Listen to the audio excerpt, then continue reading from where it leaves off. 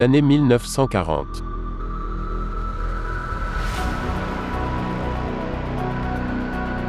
C'est le fusil d'assaut le plus utilisé au monde.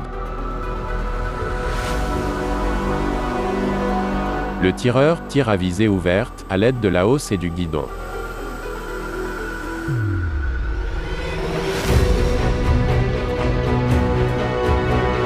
La hausse est disponible en version 800 et 1000 mètres. La hausse est réglée en fonction de la distance, par rapport à la cible. La portée effective se situe entre 300 et 400 mètres. Le magasin standard possède 30 cartouches et est courbé. Le chargeur peut être retiré à l'aide du verrou de chargeur.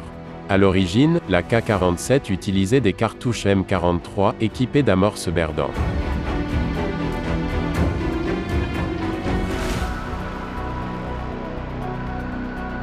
Le levier de sécurité est utilisé pour sécuriser l'arme à feu.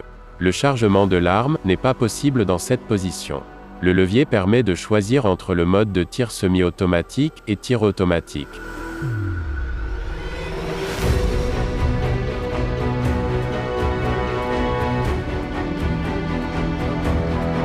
En position centrale, le levier bloque la gâchette mobile. En position haute, la détente et la gâchette mobile sont bloquées. En position basse, la détente et la gâchette mobile peuvent se déplacer librement.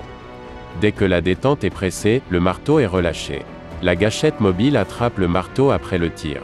La détente doit être relâchée avant qu'un autre coup de feu puisse être tiré. Le marteau est alors immédiatement attrapé par la détente et l'arme est prête à tirer à nouveau.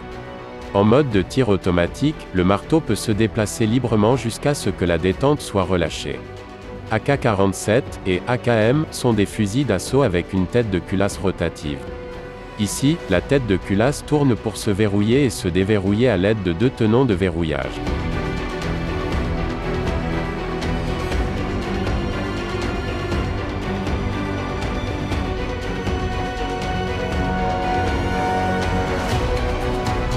Le percuteur peut glisser d'avant en arrière à l'intérieur de la tête de culasse. Une goupille empêche le percuteur de glisser trop en arrière. Un raccord relie le canon et la boîte de culasse. Il possède les logements des tenons de verrouillage culasse. Les points de contact sont marqués en rouge.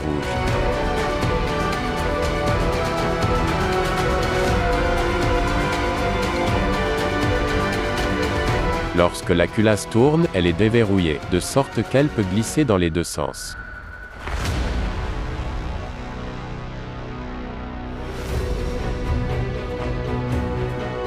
La culasse est tournée à travers la rampe hélicoïdale, usinée dans la face inférieure du porte-culasse.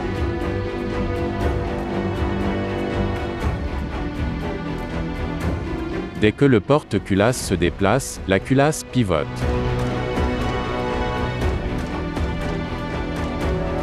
Voyons ce qui se passe quand on appuie sur la détente. Le marteau est relâché, ce qui entraîne le percuteur contre l'amorce de la cartouche.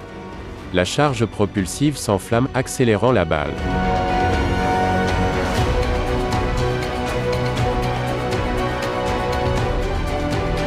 Le piston est repoussé par la pression du gaz. C'est la raison pour laquelle ce type de rechargement est appelé « rechargement par emprunt de gaz ». Jetons-y un autre coup d'œil. Le piston est relié au porte-culasse, de sorte que le porte-culasse est repoussé vers l'arrière, déverrouillant la culasse et la déplaçant vers l'arrière. À l'aide de l'extracteur, la culasse verrouille l'étui et l'éjecte à travers l'éjecteur.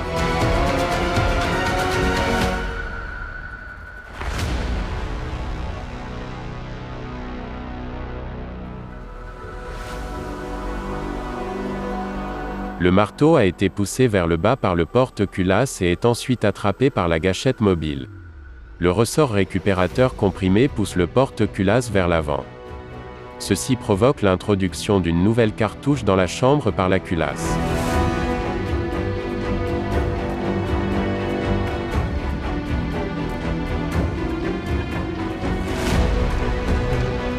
Enfin, la culasse est verrouillée.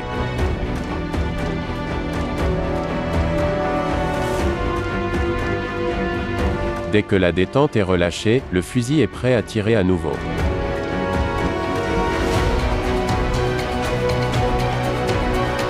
En mode automatique, la gâchette automatique entre en jeu. La gâchette automatique s'assure que la culasse est verrouillée avant que le marteau n'appuie sur le percuteur.